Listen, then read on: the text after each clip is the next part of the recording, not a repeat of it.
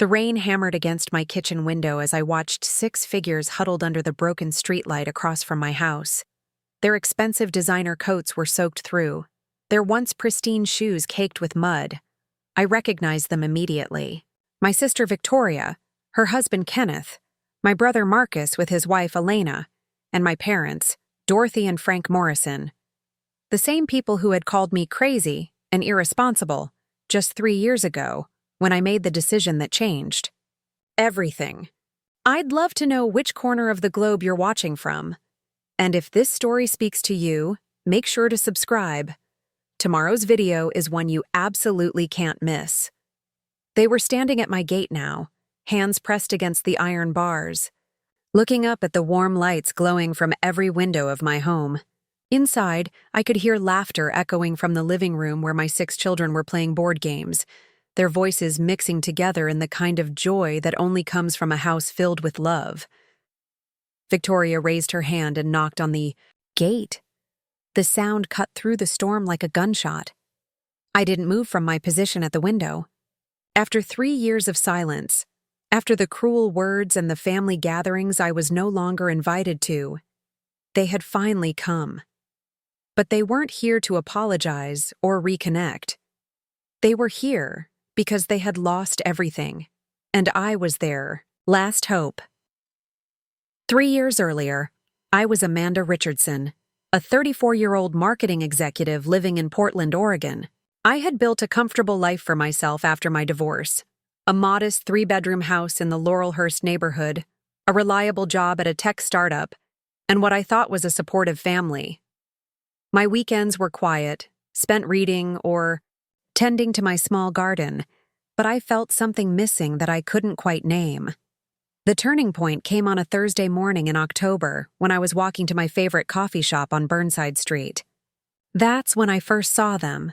6 kids ranging in age from about 7 to 15, sleeping in the doorway of an abandoned storefront. They were dirty, obviously hungry, and trying to share a single torn blanket between all of them. The oldest, a teenage girl with fierce brown eyes, was clearly trying to shield the younger ones from the cold morning air. I stopped and bought them breakfast from the nearby diner. Pancakes, scrambled eggs, orange juice, the works. As they ate, I learned their names. The oldest was Sophia, 14 years old with a maturity that broke my heart. Then there was Michael, 13, who had appointed himself the protector of the group. The twins, Isabella and Gabriel, were 11 and seemed to communicate without words. 9-year-old Carlos had a smile that could light up the entire street, despite everything he'd been through. And finally, 7-year-old Emma, who clutched a worn stuffed rabbit and barely spoke above a whisper. They'd been living on the streets for 8 months after aging out of various foster situations or running, away from homes where they weren't wanted. Sophia explained that they'd found each other and decided to stick together because they were safer as a group. They looked out for each other, shared whatever food they could find, and had created their own little family in the most unlikely circumstances. I couldn't stop thinking about them. Every morning, I'd bring them breakfast. Every evening after work, I'd check to make sure they were okay. Winter was coming, and I knew they wouldn't survive on the streets once the temperature really dropped. The local shelters were overcrowded and couldn't keep families together. They would split the kids up, and after hearing their stories, I understood why they refused to go. After 2 weeks of daily visits, I made a decision that would change all our lives forever. I asked them if they wanted to come home with me. The legal process was complicated and exhausting. Because none of them were officially in the system as a group, I had to work with social services, family court, and multiple attorneys to make it happen. I converted my spare bedroom into a dormitory-style room with 3 sets of bunk beds. I turned my home office into a study space. I researched the best schools in the district and figured out how to handle 6 different sets of educational needs. The financial planning was intense. I calculated every expense: clothing, food, school supplies, medical care, extracurricular activities. I took on freelance marketing projects in the evenings to supplement my income. I sold my car and bought a Kauai used 15-passenger van. I transformed my quiet, orderly life into something that resembled controlled chaos, and I had never been happier. But my family's reaction was swift and brutal. The first call came from my sister Victoria, who lived in Seattle with her investment, banker husband Kenneth, and their two perfectly groomed children, Ashley and Brandon. Victoria had always been the golden child of the family, valedictorian, Harvard MBA, married into money, living in a Bellevue mansion that looked like something from a luxury home magazine. "Amanda, what the hell are you thinking?" she said without even saying hello. "6 street kids? Do you have any idea what you're getting yourself into? These aren't lost puppies you can just rescue and everything will be fine."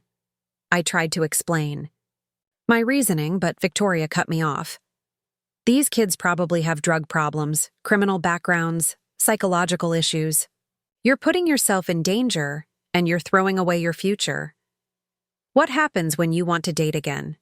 What man is going to want to take on someone with 6 problem children?" My brother Marcus, a corporate lawyer in San Francisco, was even more direct when he called the next day. His wife Elena, a former model turned lifestyle blogger, had apparently spent the morning researching statistics about children who had lived on the streets. "The recidivism rates are astronomical, Amanda," Marcus said in his courtroom voice. "These kids are going to steal from you, trash your house, and probably end up back on the streets within 6 months. You're being incredibly naive." Elena grabbed the phone. "Honey, I've been looking at your Instagram and your house is gorgeous. Do you really want to risk having it destroyed? And think about your career. What are your colleagues going to think when they find out you're suddenly a single mother to 6 troubled teenagers?"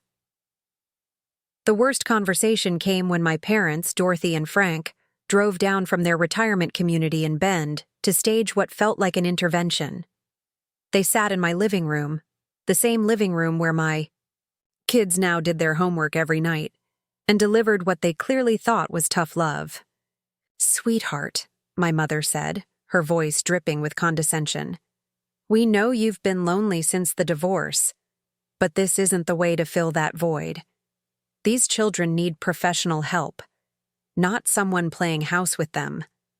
My father, always the pragmatist, laid out his concerns like a business presentation. "The financial burden alone will bankrupt you. 6 kids means college tuition for 6 kids. It means medical expenses, car insurance, clothing, food. Amanda, you make decent money, but you're not wealthy. You'll end up losing your house trying to support them." "And what about our family reputation?" my mother added. "What are we supposed to tell people when they ask about our daughter who adopted 6 homeless children? It reflects on all of us." I had prepared for skepticism, but the venom in their voices caught me off guard. These were people who had raised me to believe in kindness and compassion. Yet they were talking about 6 vulnerable children like they were damaged goods that I was foolish to take on. "They're good kids," I said quietly. "If you just met them, you'd understand." "Good kids don't end up living on the streets," Victoria replied. "There's always a reason they couldn't stay in foster care or with relatives. You're in over your head, and you're too stubborn to admit it." The final blow came when they delivered their ultimatum. If I went through with the adoption, they would no longer consider those children part of the family. There would be no Christmas, invitations, no birthday cards, no acknowledgement of their existence. And if I insisted on bringing them to family gatherings, then I wouldn't be welcome either. "It's your choice, Amanda," my father said as they prepared to leave. "Your real family, or these strangers you've decided to rescue." I chose my kids. The first year was harder than I had anticipated, but not for the reasons my family predicted. None of the children had behavioral problems or got into trouble. Instead, the challenge was helping them learn to trust that this stability was permanent. Sophia would hoard food in her room, convinced that meals might stop coming. Michael would wake up in the middle of the night to check that all the doors were locked. Emma wouldn't sleep without at least 2 of her siblings in the same room, but slowly, beautifully, They began to believe that they were safe. Sophia started talking about college plans. Michael joined the school's robotics team. The twins discovered they had incredible artistic talent and began painting murals on their bedroom walls. Carlos became the neighborhood's unofficial welcoming committee, befriending every new family that moved to our street. And Emma, sweet Emma, began speaking in full sentences and laughing out loud. My family, meanwhile, made good on their promise. Christmas came and went without an invitation. My mother's birthday dinner happened without me. Victoria's children graduated from high school and college, and I learned about it through Facebook posts that I wasn't tagged in. The silence hurt more than I expected. I had thought they would come around once they saw how well the children were adjusting, but they seemed determined to prove their point by completely cutting us out of their lives. When Sophia won the state science fair, there were no congratulations from her grandparents. When Michael got accepted to MIT with a full scholarship, there were no proud texts from his aunt and uncle. But something interesting was happening in the background that I didn't fully understand at the time. While I was focused on building a new life with my children, my family's seemingly perfect world was beginning to crack. It started with Kenneth's investment firm. He had built his reputation on managing portfolios for high-net-worth clients, but he had gotten greedy. Instead of sticking to conservative, reliable investments, he had begun putting his clients' money into increasingly risky ventures, promising returns that were too good to be true. He was essentially running a sophisticated Ponzi scheme, using new investors' money to pay returns to existing clients while skimming massive fees for himself. Victoria was completely unaware of the fraud. She saw the expensive cars, the vacation homes in Aspen and the Hamptons, the private school tuition, and assumed it was all legitimate success. She had become accustomed to a lifestyle that required Kenneth to bring in over $2 million a year, and she never questioned where the money came from. Meanwhile, Marcus was facing his own crisis. His law firm specialized in corporate mergers and acquisitions, and he had built his career on being the guy who could make deals happen no matter what. But his aggressive tactics had finally caught up with him. He had been falsifying documents, bribing officials, and engaging in insider trading to give his clients advantages in negotiations. A whistleblower at one of the companies he represented had begun cooperating with federal investigators. Elena, oblivious to the legal storm brewing around her husband, had leveraged their apparent wealth into a lifestyle brand. Her blog, Elevated, Living with Elena, featured posts about their designer furniture, exotic vacations, and expensive wines. She had book deals, speaking engagements, and a clothing line in development. She had no idea that every dollar funding her influencer lifestyle had been earned through illegal activities. A lot of love and effort went into bringing this story to life. If you're enjoying it, we'd be so grateful if you'd subscribe to our channel. Now, back to where we left off. My parents, Dorothy and Frank, had trusted Marcus to manage their retirement investments. He had promised them that his insider knowledge of the market would ensure a comfortable retirement, and they had turned over their entire life savings to him. They sold their family home and moved into an expensive retirement community, confident that their money was growing safely under their son's expert management. None of them suspected that their perfect lives were built on foundations of sand. While they were living high on illegal profits and stolen money, I was working 2 jobs to pay for piano lessons and soccer cleats.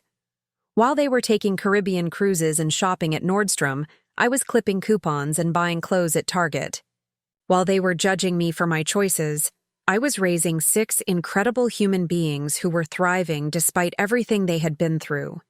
The irony wasn't lost on me, but I was too busy being a mother to dwell on it.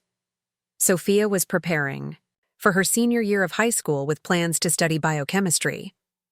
Michael was already taking college-level math courses.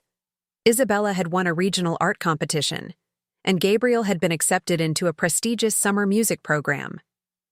Carlos was captain of his little league team, and Emma had overcome her selective mutism and was performing in the school play.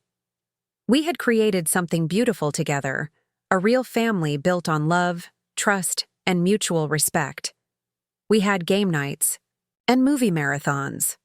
We took camping trips to the Oregon coast and hiking adventures in the Cascade Mountains. We celebrated every birthday, every achievement, every milestone with the kind of joy that comes from people who don't take anything for granted. And then on a cold Tuesday in February, everything changed for my birth family. The FBI raid on Kenneth's office made the front page of the Seattle Times. Federal agents seized computers, files, and financial records, while Kenneth was arrested on charges of securities fraud, wire fraud, and money laundering. The investigation revealed that he had stolen over $40 million from his clients, including pension funds for teachers and firefighters. Victoria's world collapsed overnight. Their assets were frozen, their homes were seized, and she learned that they were not just broke, they were millions of dollars in debt to victims who would never recover their life savings. The children's private school expelled them when the tuition checks bounced. The country club revoked their membership. Friends stopped returning their calls. Marcus's indictment came 3 days later. The federal prosecutor announced that he was facing up to 30 years in prison for racketeering, bribery, and conspiracy. His law firm fired him immediately, and the state bar began proceedings to permanently revoke his license. Elena's lifestyle brand imploded as sponsors pulled their support and publishers canceled her contracts. My parents discovered that their retirement fund had vanished along with Marcus's other clients' money. At 73 and 75 years old, they found themselves with no savings, no income, and no way to pay for their expensive retirement community. They were evicted within a week.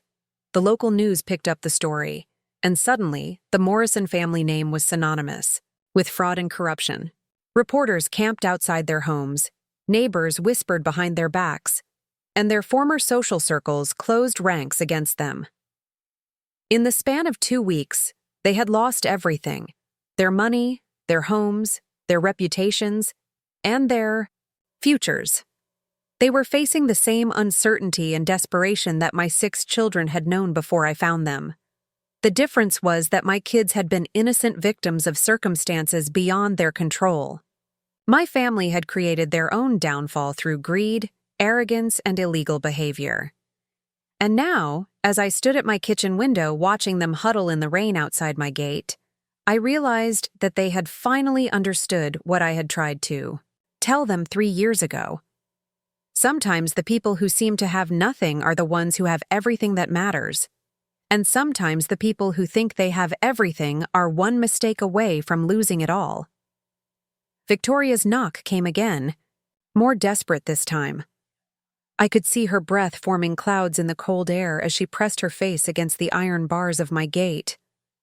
Kenneth stood behind her, his designer suit wrinkled and stained, looking nothing like the confident investment banker who had once lectured me about financial responsibility.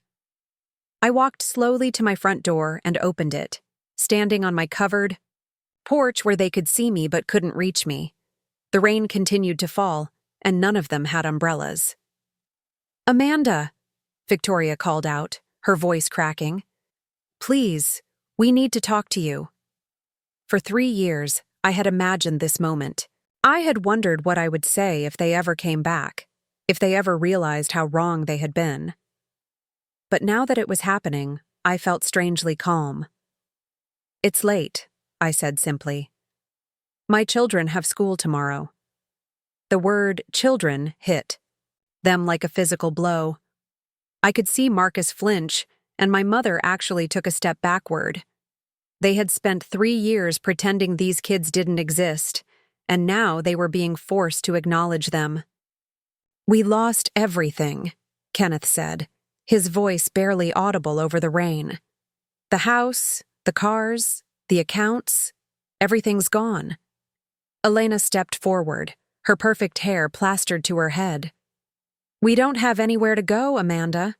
We've been staying in a motel, but we can't afford it anymore." I studied their faces, These people who had once looked at me with such condescension. Victoria, who had worried about what her friends would think about my choices, was now facing her own public humiliation.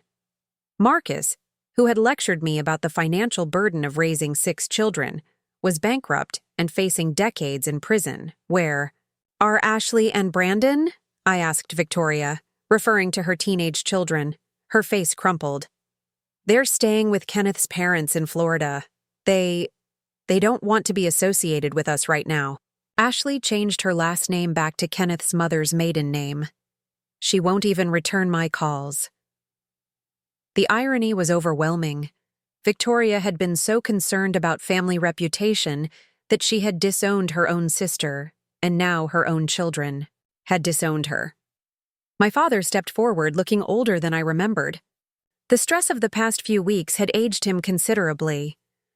"Amanda, sweetheart, we know we made mistakes. We know we said things we shouldn't have said." "You said my children weren't family," I replied quietly. "You said they would destroy my life and that I was throwing away my future." "We were wrong," my mother said, tears mixing with the rain on her cheeks. "We were so wrong about everything." Behind me, I heard footsteps on the stairs. Sophia appeared at my side, wearing her favorite pajamas, the ones with chemical formulas printed all over them. At 17 now, she was taller than me and had grown into a confident young woman who was 3 months away from starting her pre-med program at Oregon State University. "Mom, is everything okay?" she asked, using the word that had taken her 2 years to say comfortably. Victoria stared at Sophia with obvious shock. This wasn't the dirty, frightened child she had imagined. This was a poised, articulate young woman who carried herself with dignity and spoke with genuine concern for my well-being. "Everything's fine, sweetheart," I said, putting my arm around Sophia's shoulders. "These are some people I used to know. They're having some difficulties." Michael appeared next, now 16 and built like the athlete he had become.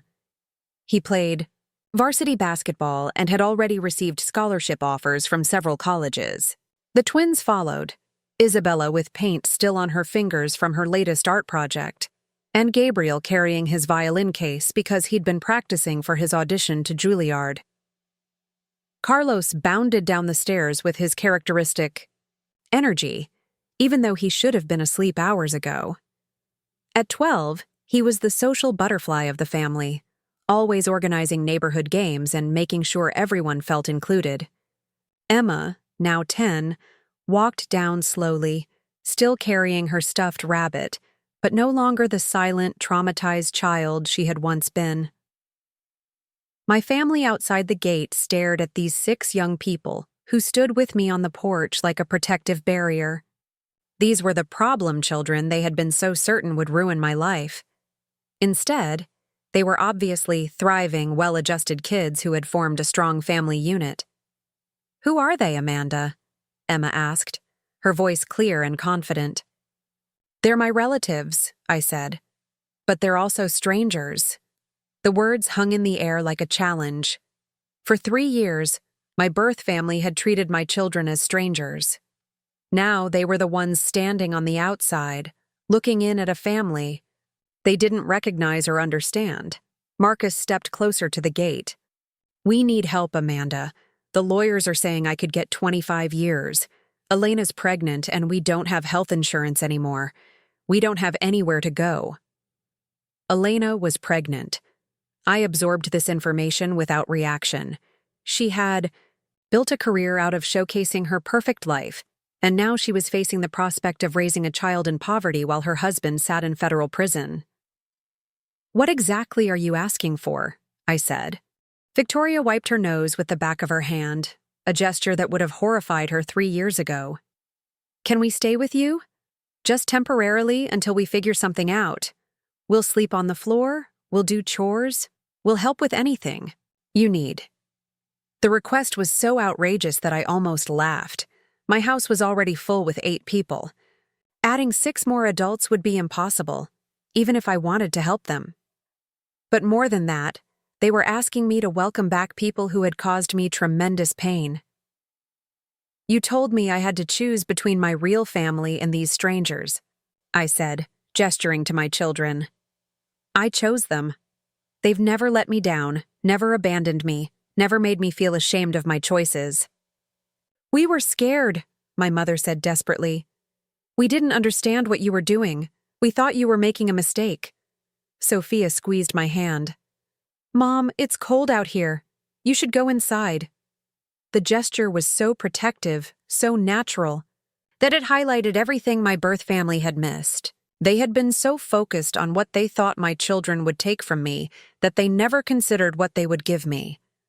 The love, loyalty, and genuine care I received from these 6 young people far exceeded anything I had ever gotten from my biological relatives.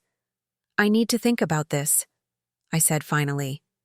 Kenneth's face lit up with hope. Thank you, Amanda.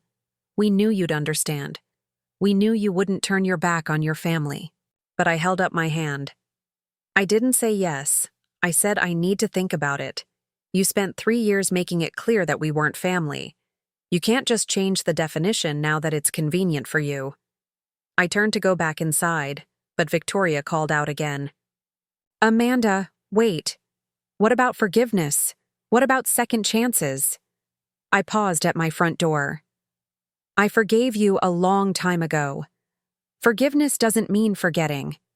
It doesn't mean pretending the past didn't happen. And it doesn't mean I'm obligated to fix your problems. Elena sobbed openly now. We have nowhere else to go. You're our only hope. That's what desperation feels like, I said quietly. My children lived with that feeling for months before I found them. The difference is that they were innocent victims. You created your own situation through your choices. I guided my children back into the house and closed the door. Through the window, I watched my birth family huddle together under the broken streetlight, trying to decide what to do next. They had no car. It had been repossessed along with everything else. They had no money for a taxi. They were stranded. In the rain outside the home of the sister they had rejected.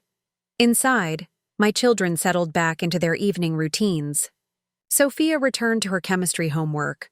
Michael went back to his room to call his girlfriend. The twins resumed their art projects. Carlos finished building a Lego set, and Emma curled up on the couch with a book.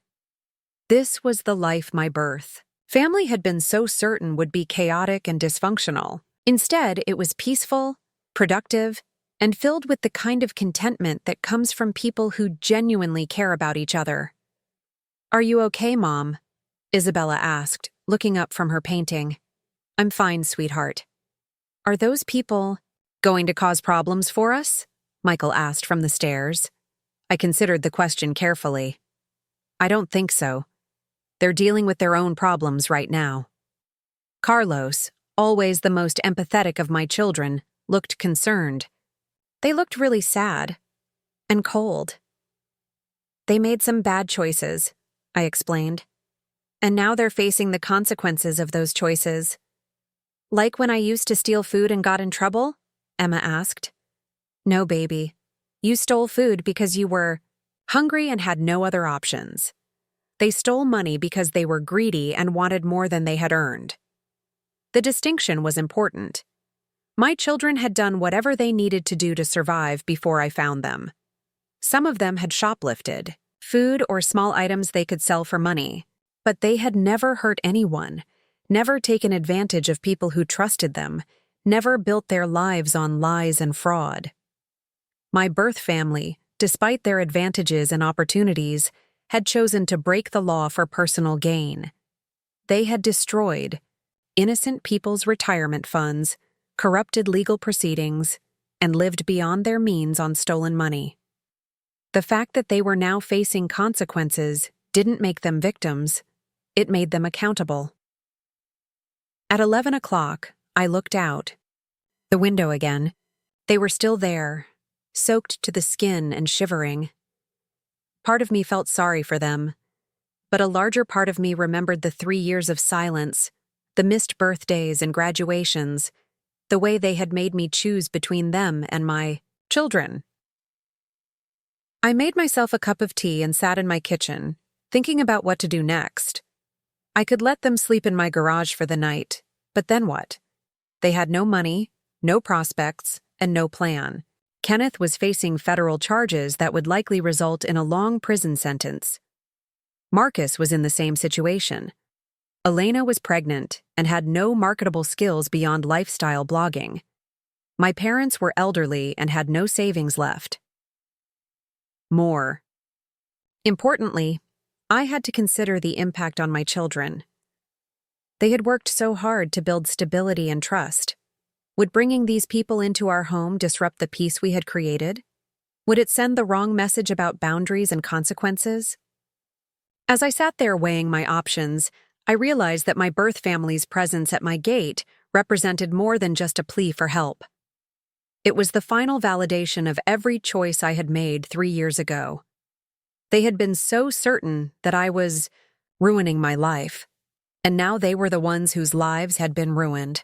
They had been so worried about my future, and now they were the ones with no future to speak of. The rain finally stopped around midnight, but they remained at my gate, afraid to leave and equally afraid to knock again. They were trapped in a limbo of their own making, waiting for me to make a decision that would determine their immediate fate. But I had already made my decision 3 years ago when I chose love over judgment, compassion over criticism, and hope over fear. Now it was time to see if they had learned anything from their fall from grace. At 6 a.m, I found them asleep on the wet sidewalk, huddled together like refugees. Kenneth had taken off his suit jacket to cover Elena, and my father was using his sweater as a pillow for my mother. The sight of them sleeping rough on the concrete was jarring. These were people who had once owned multiple homes and vacationed in Europe.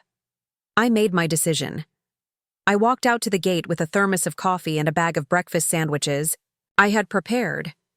They stirred as I approached, blinking in the early morning light like people waking from a nightmare they hoped wasn't real. "There's a homeless shelter on Division Street," I said, setting the food and coffee on the ground where they could reach it through the gate. "They open at 7.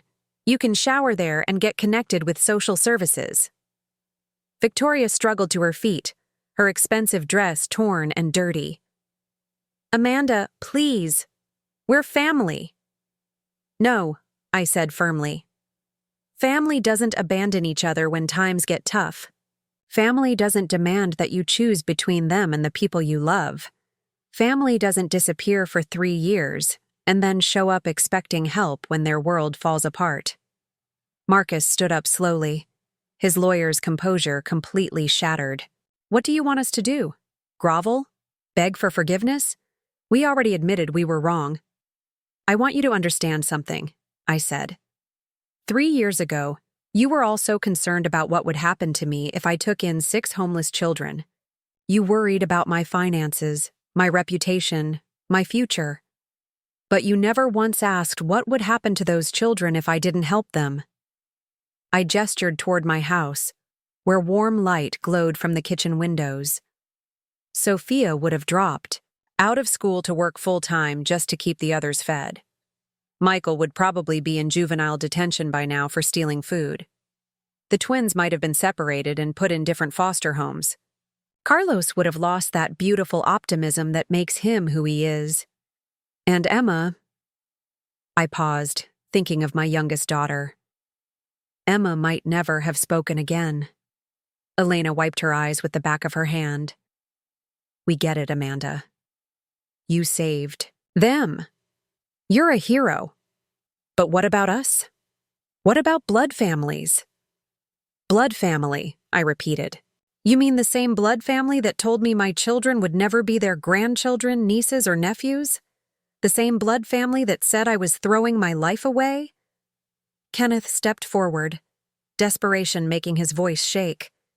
"We need somewhere to stay while we figure out what to do next.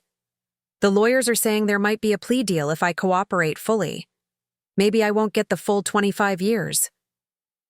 "And what about the $40 million you stole?" I asked. "What? About the teachers and firefighters who lost their pensions because of you?" What about the elderly couple who lost their life savings and can't afford their medication anymore? He looked down at his feet. I know I made mistakes.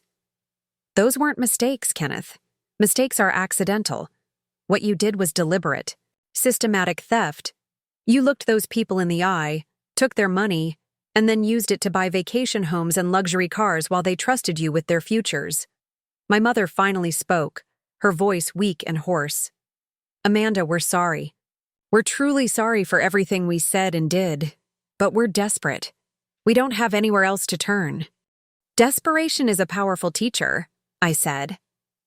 Maybe it will help you understand what my children went through before I found them. Maybe it will help you appreciate what you had before you threw it all away. I turned to walk back to my house, but my father called out one more time. So that's it? You're just going to turn your back on us like we turned our backs on you? I stopped and looked back at him. No, Dad. I'm not turning my back on you. I'm showing you the same compassion I show to all people in need. The address for the shelter is 1247 Division Street. They have job placement services, counseling, and legal aid. They can help you get on your feet. But you're not inviting us into your home, Victoria said bitterly. You're treating us like strangers. Because that's what you chose to be, I replied. For 3 years, you've been strangers to me and my children. You can't just flip a switch now and expect everything to go back to the way it was. I walked back toward my house, leaving them with the coffee and sandwiches. Behind me, I could hear Elena crying and Marcus cursing under his breath, but I didn't look back. Inside, my children were getting ready for school. Sophia was packing her lunch and reviewing her chemistry notes. Michael was loading his basketball gear into his bag. The twins were gathering their art supplies for their advanced placement classes.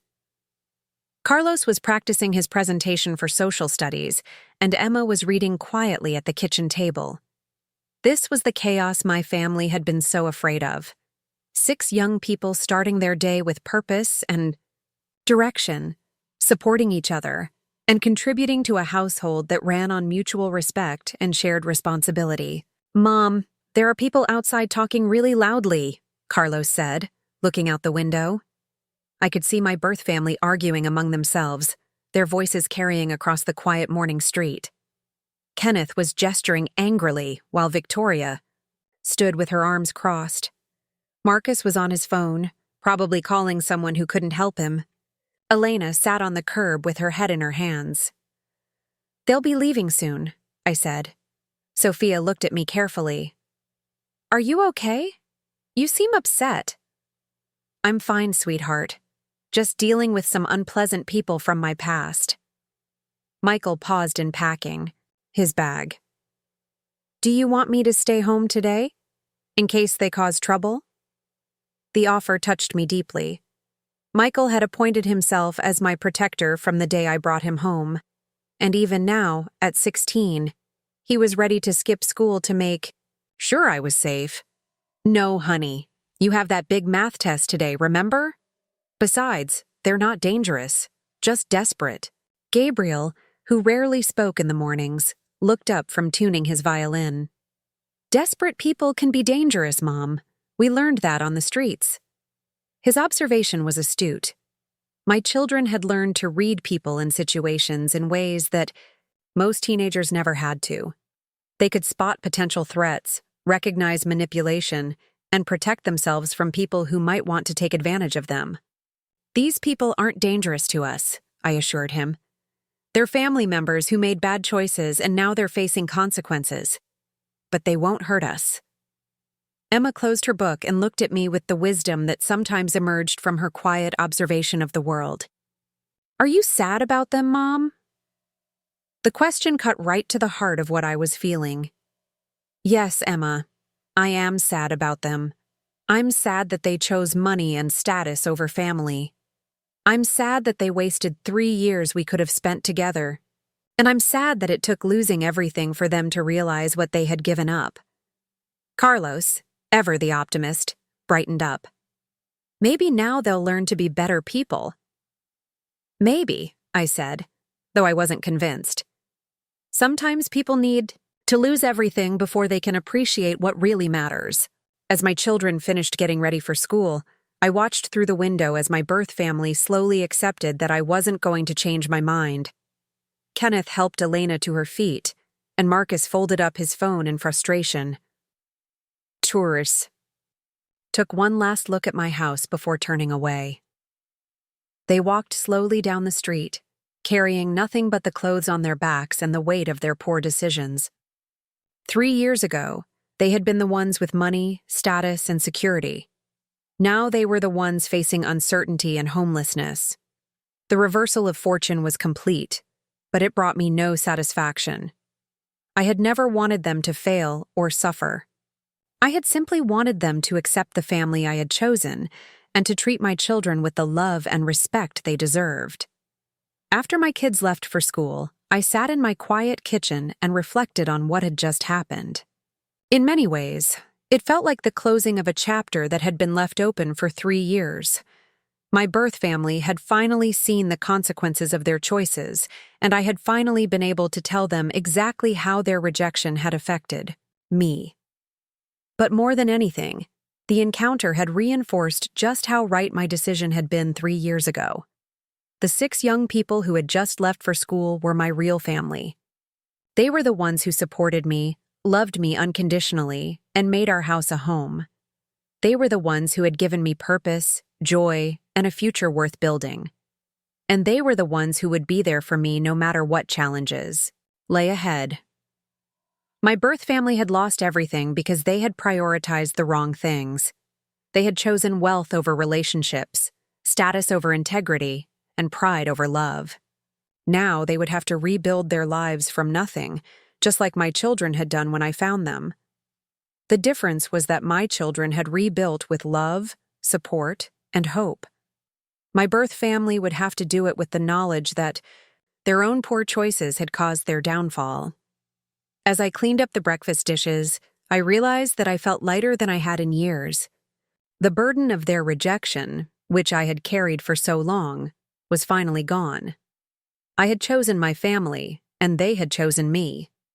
Everything else was just noise. 2 weeks after that rainy confrontation, I received an unexpected phone call. The caller ID showed a number I didn't recognize, but the voice on the other end was familiar. It was Detective Sarah Chen from the Portland Police Bureau's Financial Crimes Unit. Ms. Richardson, I hope you don't mind me calling. I got your number from the victim impact statements in the Morrison case. I understand that Marcus Morrison is your brother? He is, I said carefully, unsure where this conversation was heading. I'm calling because there's been a development in the case that I thought you should know about. Your brother has agreed to cooperate fully with our investigation in exchange for a reduced sentence. Part of that cooperation involves helping us recover assets that were hidden or transferred to family members. My blood ran cold. What does that have to do with me? According to financial records we've obtained, your brother made several large transfers to an account in your name over the past 2 years. We're talking about nearly $300,000. I sat down heavily, in my kitchen chair. Detective Chen, I have no idea what you're talking about. I never received any money from my brother. We haven't spoken in 3 years. That's what we suspected, she said. It appears that your brother opened an account using your social security number and other personal information. He's been using it to hide assets from his victims and from federal investigators. The implications hit me like a physical blow. Marcus had committed identity theft on top of everything else, using my name to conceal stolen money. Not only had he rejected me and my children, but he had also dragged me into his criminal enterprise without my knowledge. What does this mean? For me? I asked. Well, the good news is that we believe you're a victim here, not a perpetrator. The bad news is that you'll need to prove that you weren't aware of these accounts and didn't benefit from the funds. The federal prosecutors will want to interview you, and you'll probably need to hire an attorney. After hanging up, I sat in my empty kitchen trying to process what I had just learned. Marcus had stolen my identity to hide money he had stolen from his clients. The irony was staggering. He had worried about my choices damaging the family reputation, while he was using my name to commit federal crimes. That evening, when my children came home from school, I explained the situation to them.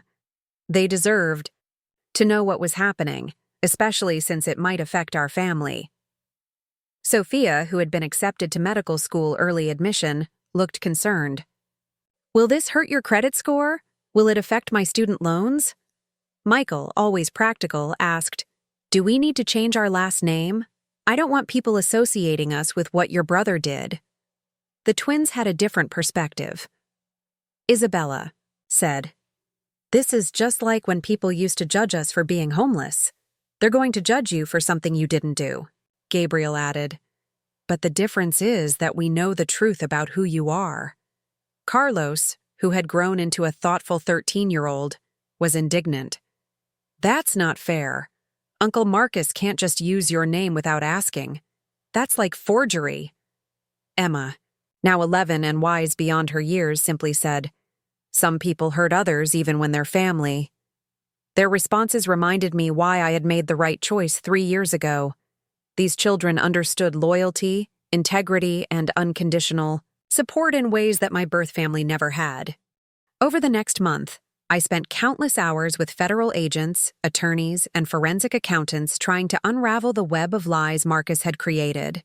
The hidden account in my name was just the beginning. He had also forged my signature on documents, used my address for suspicious transactions, and even listed me as a business partner in shell companies I had never heard of. The legal bills were mounting, and I had to take time off work to deal with the investigation. Just when I thought I had escaped the consequences of my family's poor choices, I was being dragged back into their mess.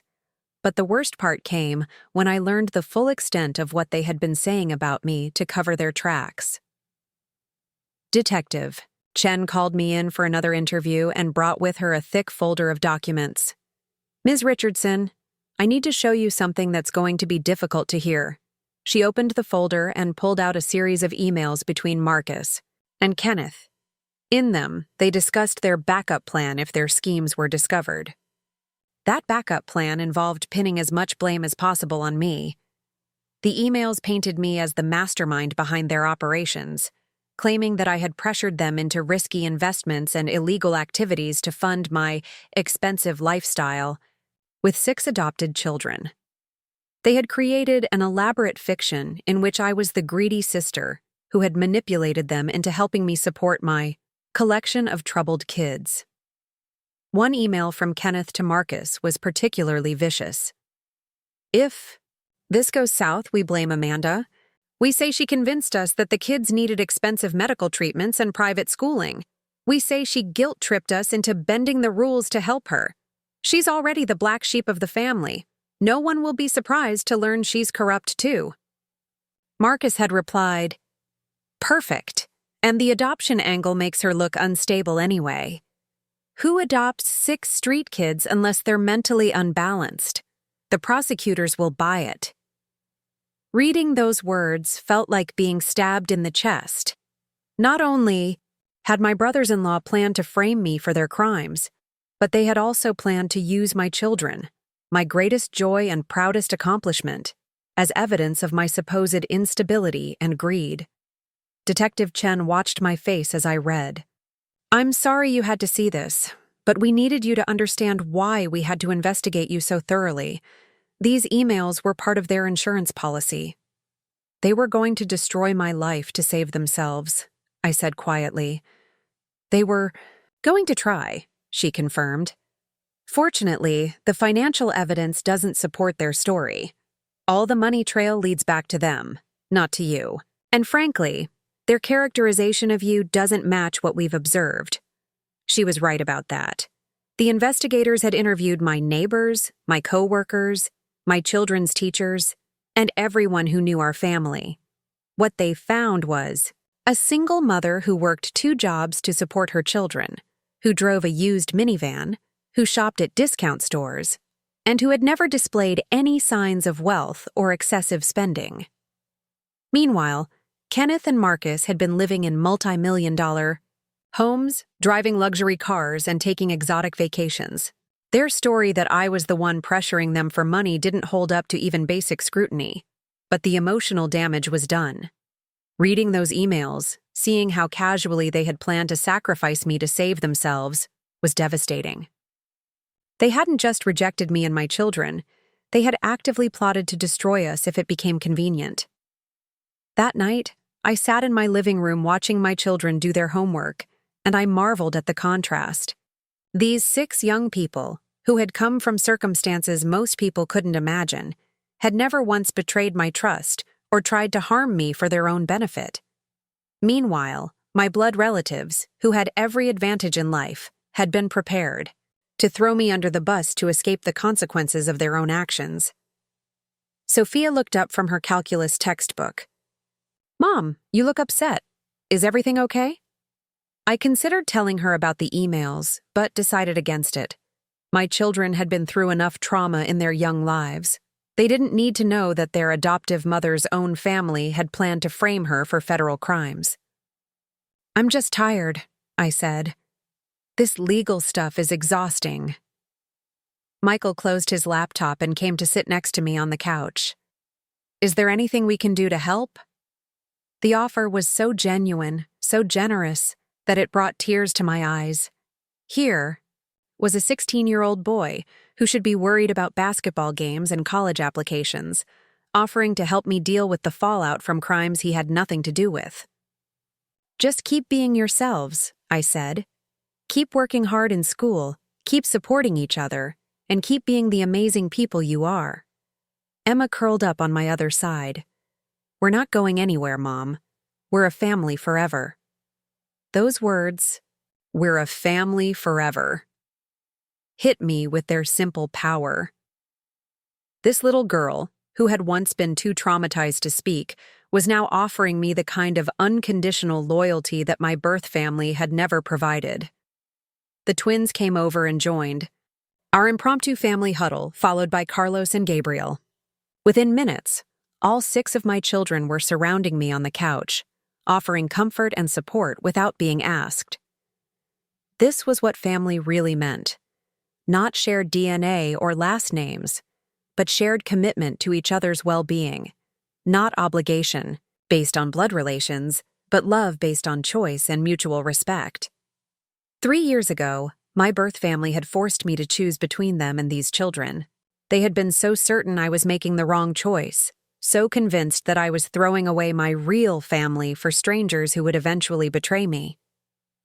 But as I sat surrounded by these 6 remarkable young people, I realized that I had chosen correctly in every possible way.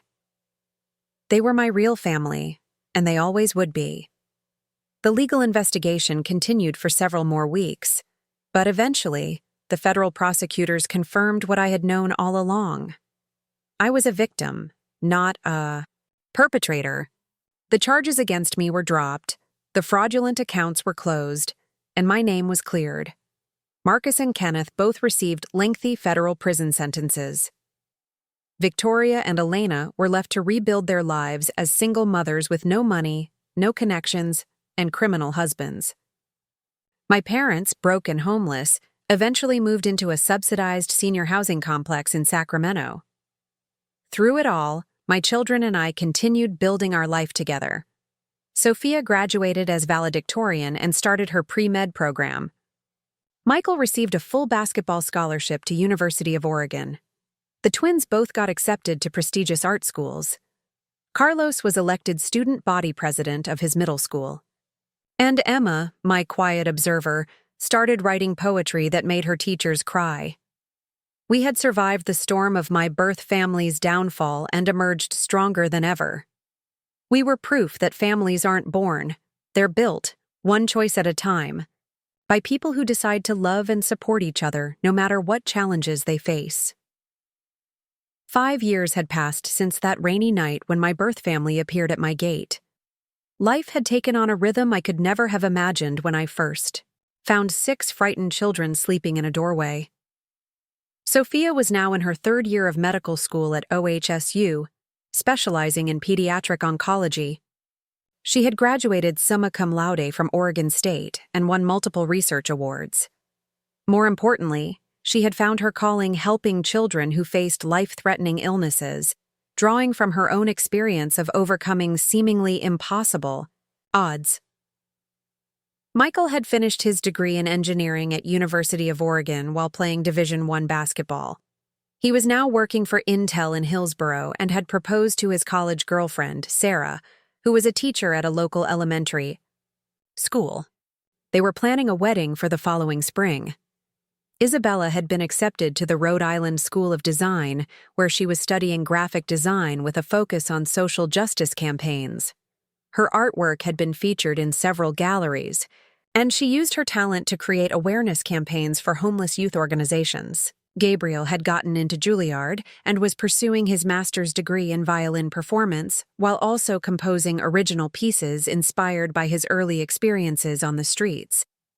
Carlos, now 18, had graduated as class president and was starting his freshman year at Portland State University, studying social work.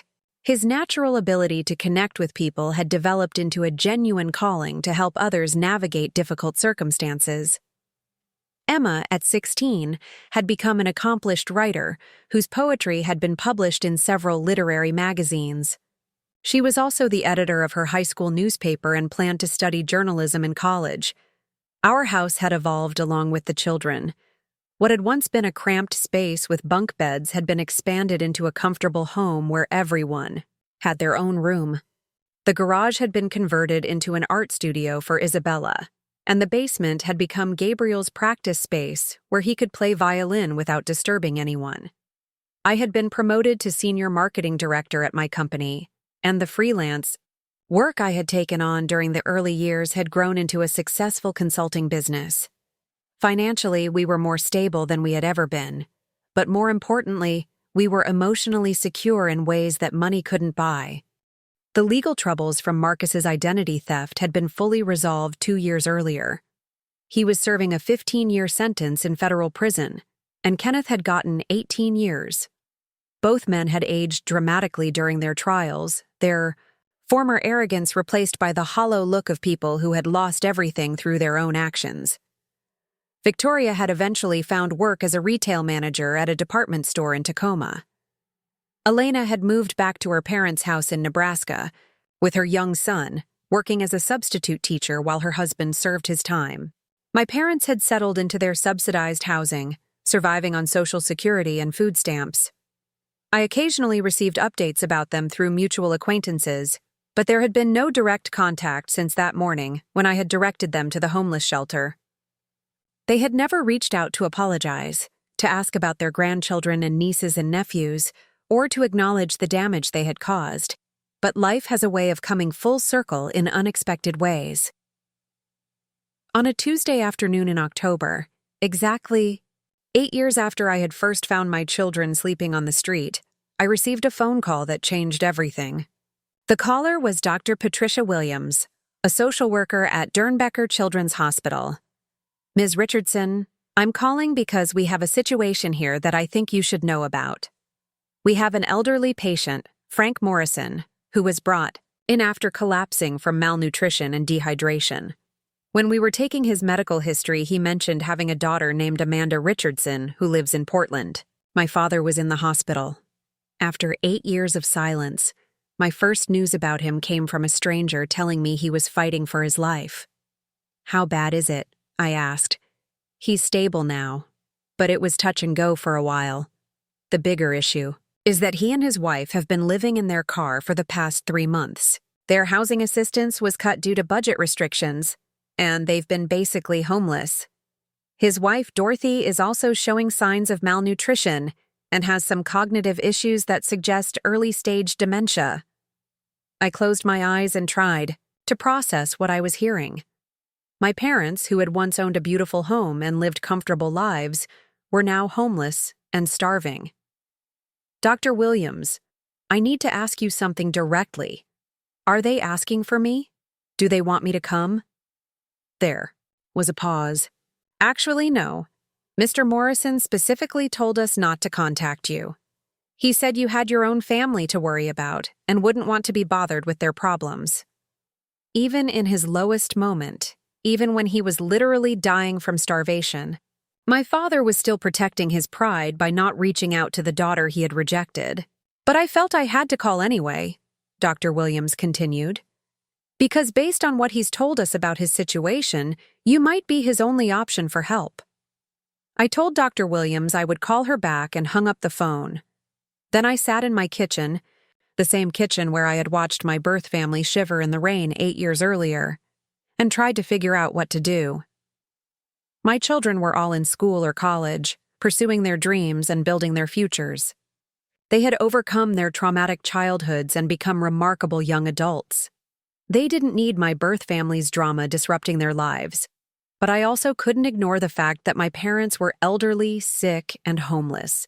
Despite everything they had done, despite the years of silence and rejection, they were still the people who had raised me.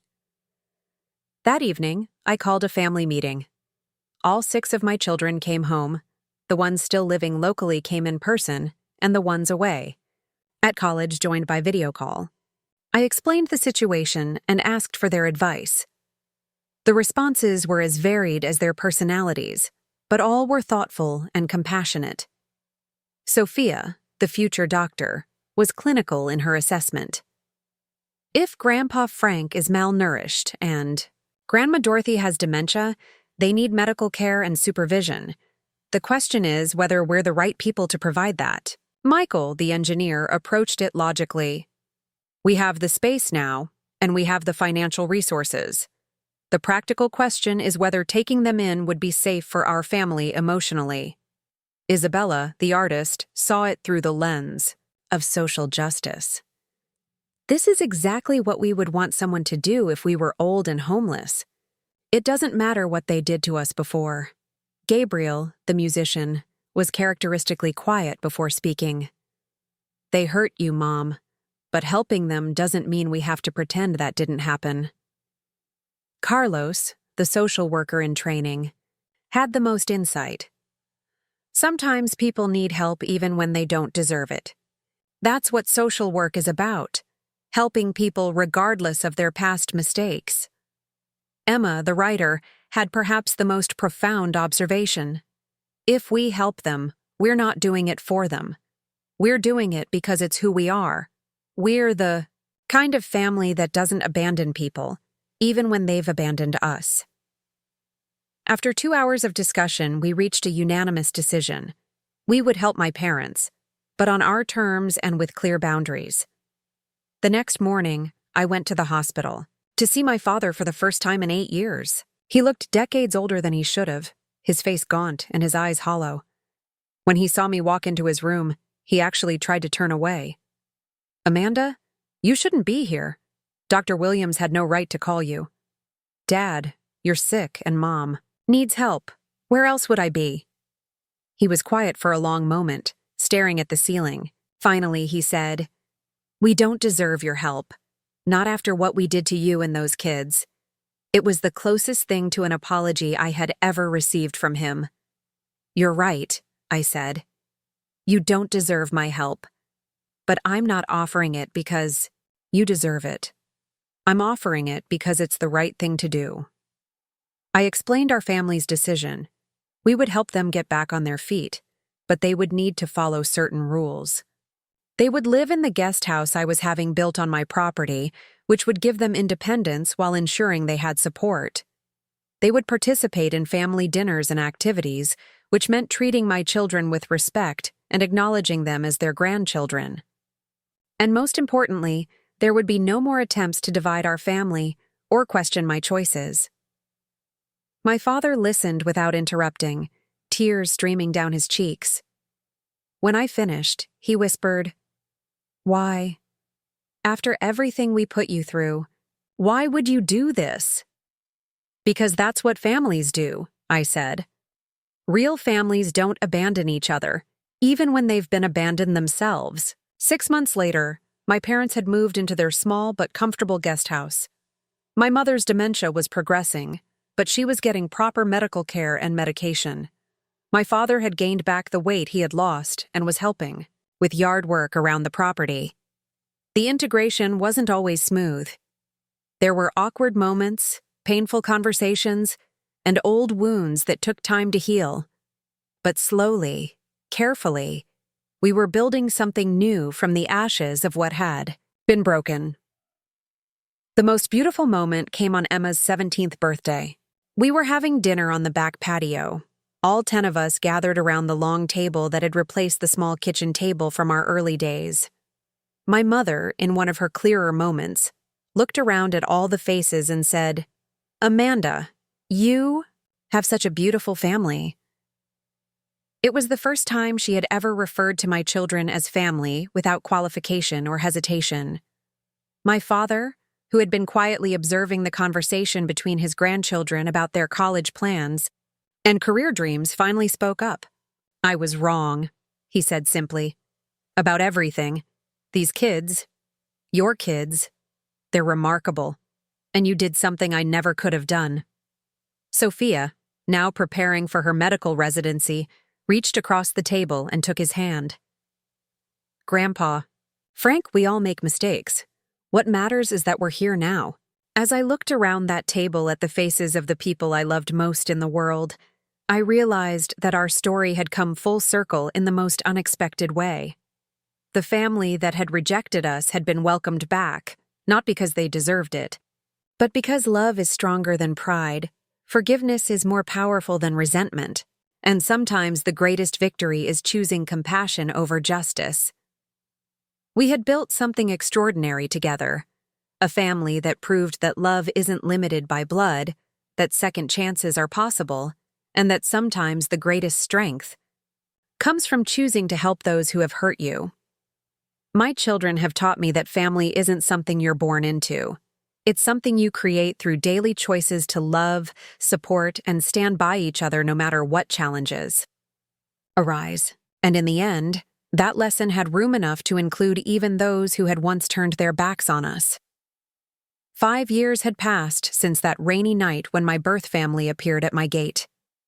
Life had taken on a rhythm I could never have imagined. When I first found 6 frightened children sleeping in a doorway, Sophia was now in her 3rd year of medical school at OHSU, specializing in pediatric oncology. She had graduated summa cum laude from Oregon State and won multiple research awards. More importantly, she had found her calling helping children who faced life-threatening illnesses, drawing from her own experience of overcoming seemingly impossible odds. Michael had finished his degree in engineering at University of Oregon while playing Division I basketball. He was now working for Intel in Hillsboro and had proposed to his college girlfriend, Sarah, who was a teacher at a local elementary school. They were planning a wedding for the following spring. Isabella had been accepted to the Rhode Island School of Design, where she was studying graphic design with a focus on social justice campaigns. Her artwork had been featured in several galleries, and she used her talent to create awareness campaigns for homeless youth organizations. Gabriel had gotten into Juilliard and was pursuing his master's degree in violin performance, while also composing original pieces inspired by his early experiences on the streets. Carlos, now 18, had graduated as class president and was starting his freshman year at Portland State University, studying social work. His natural ability to connect with people had developed into a genuine calling to help others navigate difficult circumstances. Emma, at 16, had become an accomplished writer whose poetry had been published in several literary magazines. She was also the editor of her high school newspaper and planned to study journalism in college. Our house had evolved along with the children. What had once been a cramped space with bunk beds had been expanded into a comfortable home where everyone had their own room. The garage had been converted into an art studio for Isabella, and the basement had become Gabriel's practice space where he could play violin without disturbing anyone. I had been promoted to senior marketing director at my company, and the freelance work I had taken on during the early years had grown into a successful consulting business. Financially, we were more stable than we had ever been, but more importantly, we were emotionally secure in ways that money couldn't buy. The legal troubles from Marcus's identity theft had been fully resolved 2 years earlier. He was serving a 15-year sentence in federal prison, and Kenneth had gotten 18 years. Both men had aged dramatically during their trials, their former arrogance replaced by the hollow look of people who had lost everything through their own actions. Victoria had eventually found work as a retail manager at a department store in Tacoma.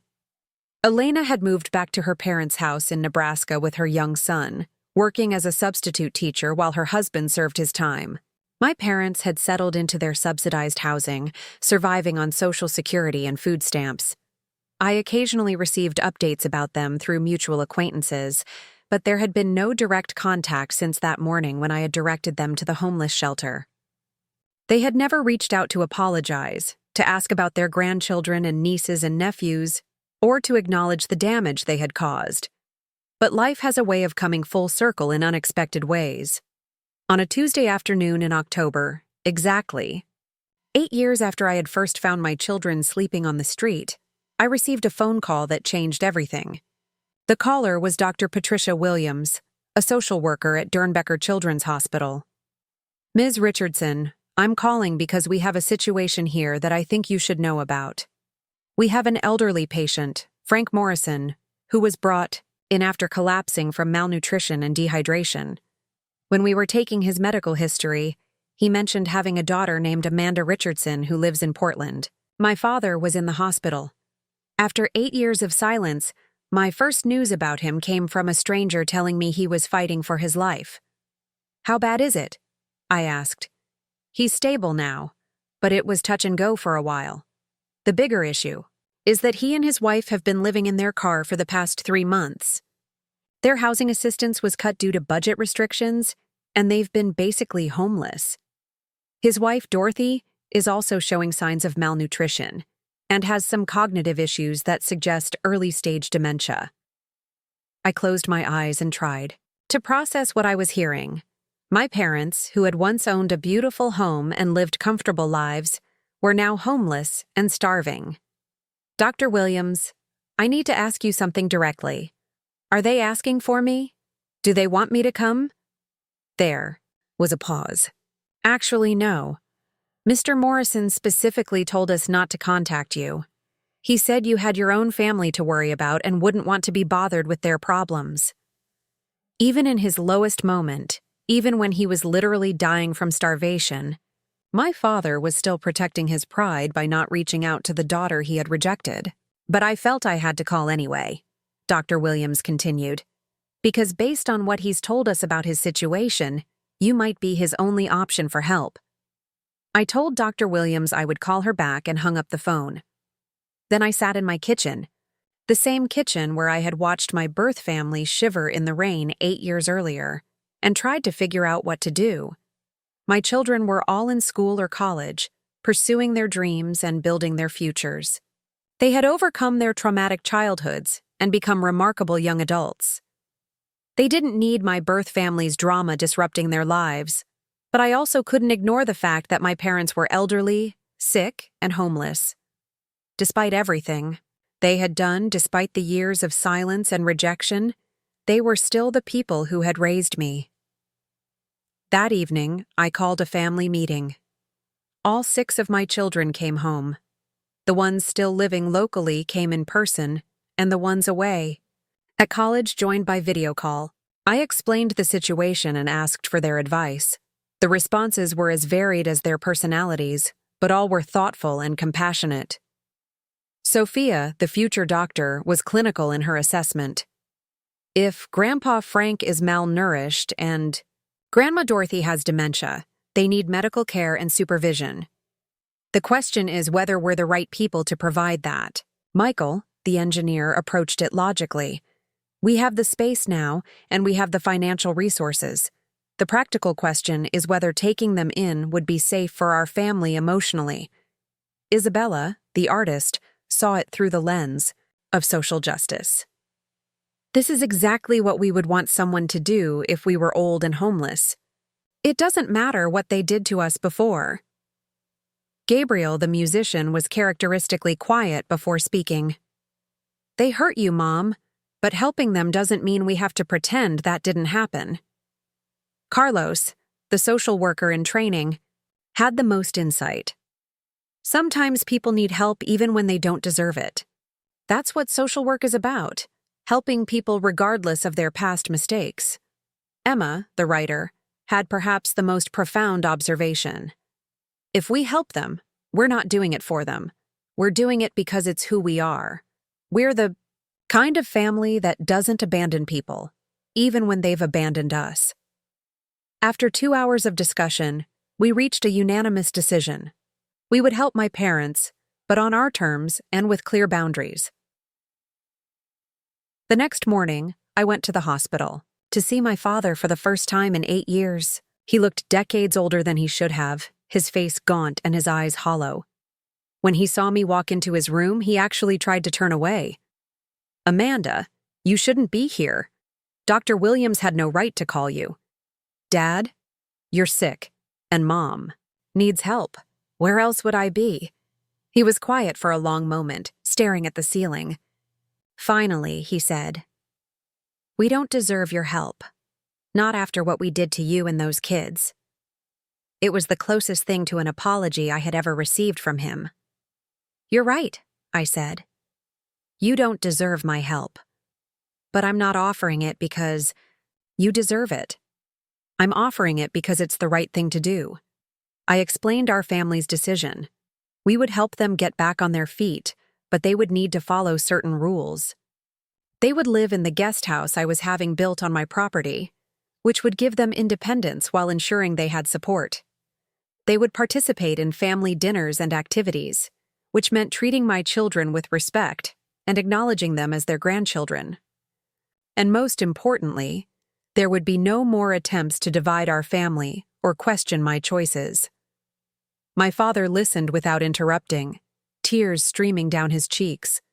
When I finished, he whispered, "Why? After everything we put you through, why would you do this?" "Because that's what families do," I said. "Real families don't abandon each other, even when they've been abandoned themselves." 6 months later, my parents had moved into their small but comfortable guest house. My mother's dementia was progressing, but she was getting proper medical care and medication. My father had gained back the weight he had lost and was helping with yard work around the property. The integration wasn't always smooth. There were awkward moments, painful conversations, and old wounds that took time to heal. But slowly, carefully, we were building something new from the ashes of what had been broken. The most beautiful moment came on Emma's 17th birthday. We were having dinner on the back patio, all 10 of us gathered around the long table that had replaced the small kitchen table from our early days. My mother, in one of her clearer moments, looked around at all the faces and said, "Amanda, you have such a beautiful family." It was the first time she had ever referred to my children as family without qualification or hesitation. My father, who had been quietly observing the conversation between his grandchildren about their college plans and career dreams, finally spoke up. "I was wrong," he said simply, "about everything. These kids, your kids, they're remarkable, and you did something I never could have done." Sophia, now preparing for her medical residency, reached across the table and took his hand. "Grandpa Frank, we all make mistakes. What matters is that we're here now." As I looked around that table at the faces of the people I loved most in the world, I realized that our story had come full circle in the most unexpected way. The family that had rejected us had been welcomed back, not because they deserved it, but because love is stronger than pride, forgiveness is more powerful than resentment, and sometimes the greatest victory is choosing compassion over justice. We had built something extraordinary together, a family that proved that love isn't limited by blood, that second chances are possible, and that sometimes the greatest strength comes from choosing to help those who have hurt you. My children have taught me that family isn't something you're born into. It's something you create through daily choices to love, support, and stand by each other no matter what challenges arise. And in the end, that lesson had room enough to include even those who had once turned their backs on us. The phone call that shattered our newfound peace came on a Thursday morning in March, 2 years after my parents had moved into the guest house I was in my home office reviewing marketing proposals when Detective Chen called with news that made my blood run cold. Ms. Richardson, I need to inform you that Kenneth Morrison was found dead in his cell this morning. It appears to be suicide.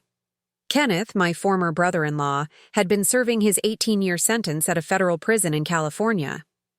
According to Detective Chen, he had been struggling with depression and had recently learned that his appeals had been denied.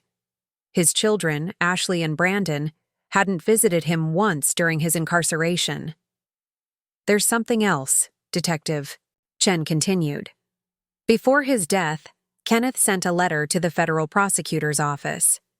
In it, he confesses to additional crimes that weren't part of his original charges, crimes that implicate other people.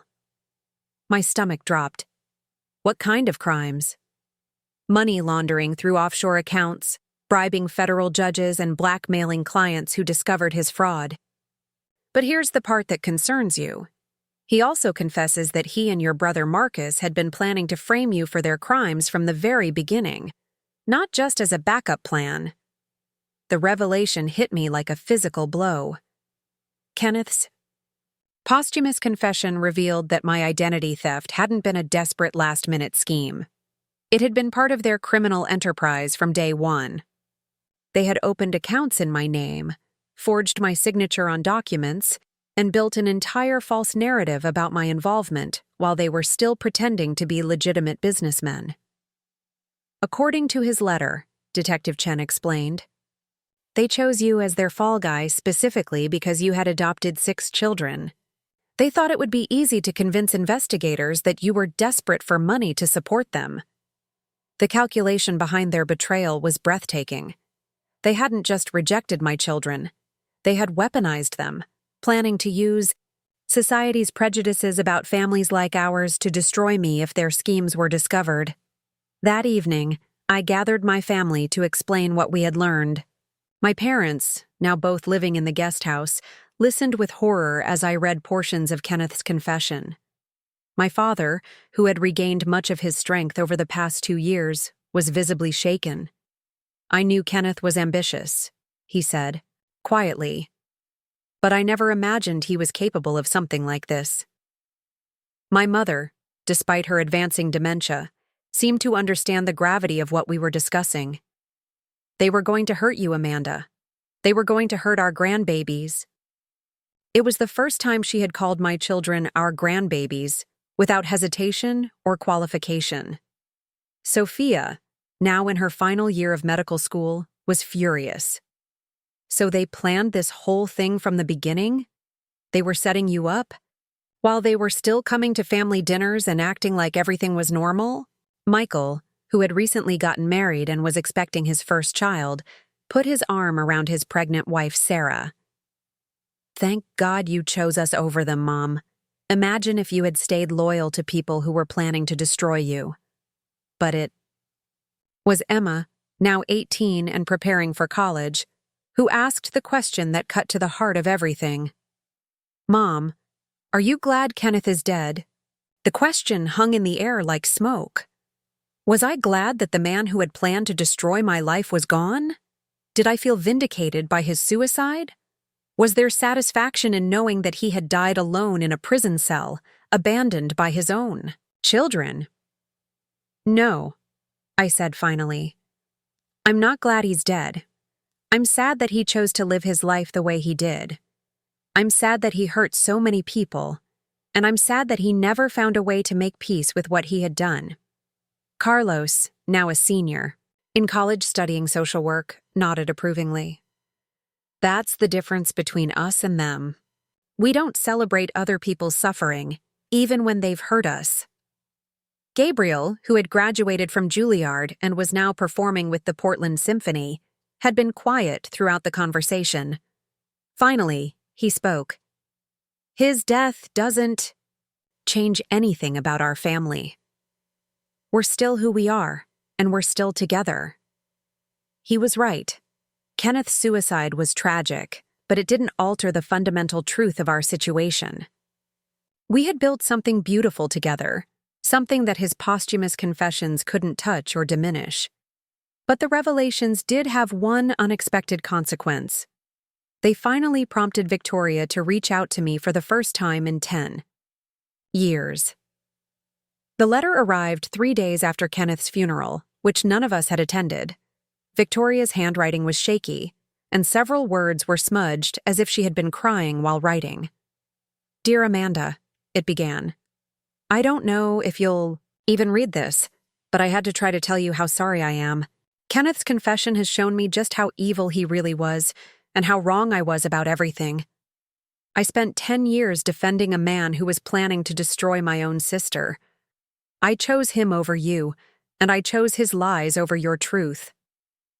I was so worried about what people would think about our family that I failed to see that the real threat to our family was the man I was married to. Ashley and Brandon want nothing to do with me. They blame me for not seeing through Kenneth's lies, and they're probably right. I lost my children, my sister, and my self-respect because I was too proud and too blind to see what was right in front of me. I know I have no right to ask for your forgiveness. I know I destroyed any chance of having a relationship with you and your children. But I wanted you to know that I finally understand what you tried to tell us all those years ago. Family isn't about blood or reputation or what other people think. It's about loyalty, love, and standing by each other no matter what. You built a real family with those 6 children. I destroyed my family by choosing money and status over the people who mattered. I will regret that choice for the rest of my life." The letter went on for several pages, detailing Victoria's struggles since Kenneth's arrest and her growing understanding of how wrong she had been. She didn't ask to be forgiven or to be welcomed back into our lives. She simply wanted me to know that she finally saw the truth. I shared the letter with my family that evening. The responses were mixed but thoughtful. Isabella, now a successful graphic designer in New York, joined us by video call.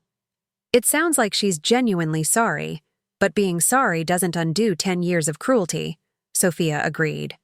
"Apologies are important, but they don't erase the damage that was done. The question is whether we want to open that door again." My father, who had been listening carefully, finally spoke up. "Victoria was my daughter long before she was Kenneth's wife. Maybe she deserves a chance to prove she's learned from her mistakes." My mother, in one of her increasingly rare moments of clarity, added, "She was always jealous of you, Amanda. You were braver than she was, and she couldn't stand it." The observation was surprisingly insightful. Victoria had always been the golden child, the one who followed all the rules and met all the expectations. When I chose to adopt 6 homeless children, I had done something she could never have imagined doing, and perhaps that had threatened her sense of superiority. Emma, who had become our family's unofficial philosopher, offered her perspective. "The question isn't whether she deserves forgiveness. The question is whether forgiving her would be good for our family." It was a wise distinction. Forgiveness wasn't about what Victoria deserved. It was about what would serve our family's well-being and growth. After much discussion, we decided to take a cautious first step. I would write back to Victoria and suggest that we meet for coffee. Not a family reunion, not an immediate restoration of our relationship, but a simple conversation between 2 sisters who had been apart for too long. The meeting took place at a small cafe in downtown Portland on a rainy Saturday morning. Victoria looked older than her 52 years, her face lined with stress and regret. She had driven down from Seattle, where she was now working as a bookkeeper for a small accounting firm. "Thank you for agreeing to see me," she said as we sat down with our coffee. "I wasn't sure you would." "I wasn't sure I would either," I admitted. We talked for 3 hours, covering a decade of lost time, missed opportunities, and painful realizations. Victoria told me about the collapse of her marriage, the estrangement from her children, and the slow process of rebuilding her life from nothing. "I keep thinking about that night when we came to your house in the rain," she said. "We were so desperate, and you still tried to help us. You gave us food and told us about the shelter. Even after everything we had done to you, you didn't turn us away empty-handed." "I couldn't," I said. "Despite everything, you were still my sister." "But I wasn't acting like your sister," she replied. "I was acting like a stranger who happened to share your DNA." By the end of our conversation, we had agreed to stay in touch through occasional emails and phone calls. It wasn't a full reconciliation, but it was a beginning. Victoria understood that rebuilding our relationship would take time, patience, and consistent proof that she had genuinely changed. 6 months later, Victoria asked if she could meet my children. It was a request that required careful consideration and family discussion, but ultimately, we agreed to a brief meeting at a neutral location. The encounter was awkward but civil. Victoria was clearly nervous, and my children were politely distant. But when she told Sophia how proud she was of her medical school achievements, and when she complimented Carlos on his academic success, I could see the sincerity in her eyes. "I missed so much," she said quietly as we prepared to leave. "I missed watching them grow up, missed celebrating their accomplishments, missed being part of something beautiful." "You can't get those years back," Emma said gently. "But you can be part of what happens next, if you really want to be." It was a generous offer from an 18-year-old who had every right to reject the aunt who had rejected her. As we drove home that day, I reflected on how far our family had come. We had survived rejection, betrayal, financial crimes, legal battles, and family tragedies. We had welcomed back parents who had abandoned us and were cautiously reopening our hearts to a sister who had chosen pride over love. Through it all, the bond between my children and me had only grown stronger. They have taught me that family is resilient, that love can overcome almost anything, and that sometimes the greatest victories come not from defeating your enemies, but from refusing to become like them. Kenneth's death had reminded us that hatred and greed ultimately destroy the people who embrace them. Victoria's letter had shown us that redemption is possible for those willing to acknowledge their mistakes and do the hard work of change. But most importantly, our continued unity has proven that when you build a family on love, honesty, and mutual respect, that foundation can withstand any storm. 3 years later, on a warm Sunday afternoon in May, our backyard was filled with the sounds of celebration. Michael and Sarah's 2-year-old daughter, Lucy, was taking her first wobbly steps across the grass while her cousins cheered her on. Sophia, now Dr. Sophia Richardson, had just finished her pediatric oncology residency and was starting her fellowship at Children's Hospital. She sat under the oak tree with her fiancé David, a fellow doctor she had met during medical school. Isabella had flown in from New York, where her graphic design firm was thriving. She was working on a campaign to raise awareness about foster care reform, using her own story to advocate for keeping sibling groups together. Gabriel was between symphony seasons and had spent the morning teaching Emma's boyfriend how to play violin. Carlos had graduated with his social work degree and was now working with homeless youth in Portland, running programs specifically designed to help kids who had aged out of the foster system. Emma had been accepted to Columbia University's journalism program and would be leaving for New York in the fall. The guest house was bustling with activity, too. My father, now 81 but still sharp, was teaching Lucy how to feed the ducks in our small pond. My mother, despite her dementia, was having one of her good days and was helping Sarah set the table for our family barbecue. Victoria had been joining us for these gatherings for the past year, driving down from Seattle once a month. She was still rebuilding her relationship with her own children, but Ashley had recently started returning her calls, and Brandon had agreed to meet with her over Christmas. As I watched this scene unfold, 3 generations of family spread across our property, laughing and playing and simply enjoying each other's company, I marveled at how different everything looked from that rainy night 10 years ago when my birth family had stood shivering at my gate. "Mom," Emma said, appearing at my side with her camera. She had been documenting our family gatherings for a project about chosen families. Can you tell me what you're thinking about? I looked around at all the faces I loved, some connected to me by adoption, some by blood, some by marriage, all connected by choice and commitment. I'm thinking about second chances, I said, and third chances, and how families aren't perfect, but they can be perfect for each other. Emma smiled and snapped a photo of the gathering. Do you ever regret adopting us instead of having biological children? It was a question she had asked before, usually during moments of reflection like this one. My answer was always the same. Never. Not for a single second. You six gave me a purpose I never knew I needed. You taught me what unconditional love actually means, and you showed me that the best families are the ones where everyone chooses to be there. Sophia called out from across the yard. Mom, come settle an argument. Gabriel says I can't grill burgers because I'm a doctor, not a chef. I laughed and walked over to join the playful debate, but Emma caught my arm. Mom, one more question. If you could go back and change anything about our story, would you? I thought about everything we had been through.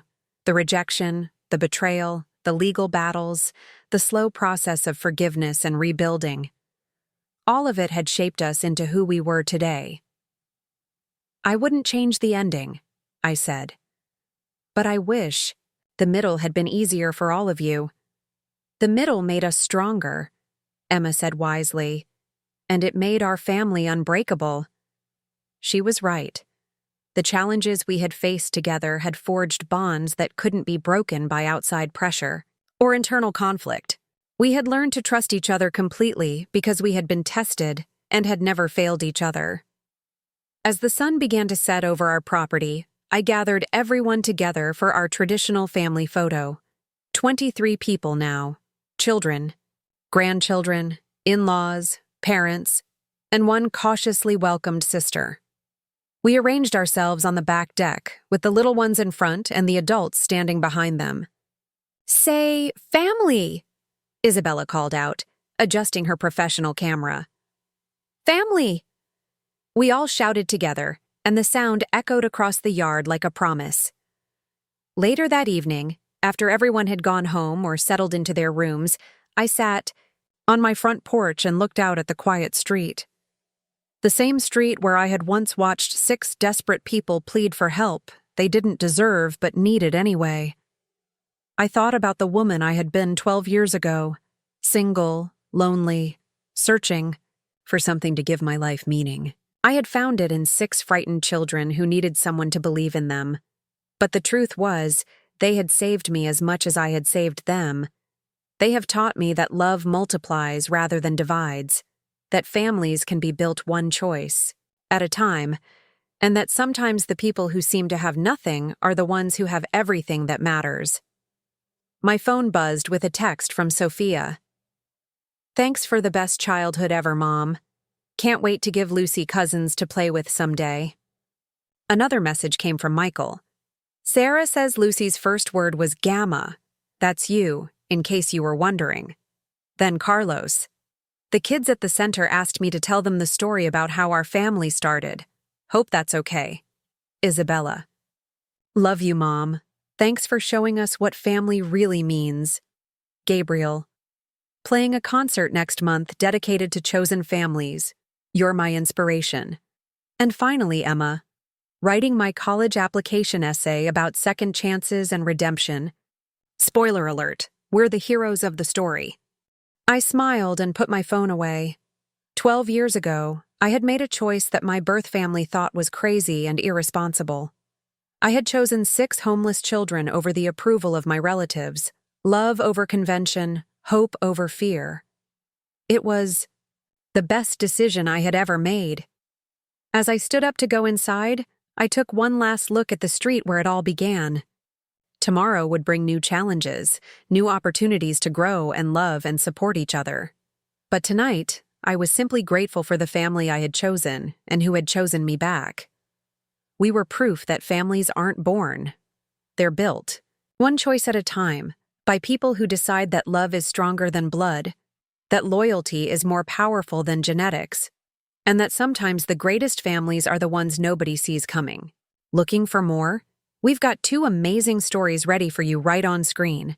If this one touched you, these are absolutely worth your time. Click to watch them now. And hey, subscribe and hit that bell to never miss our latest uploads.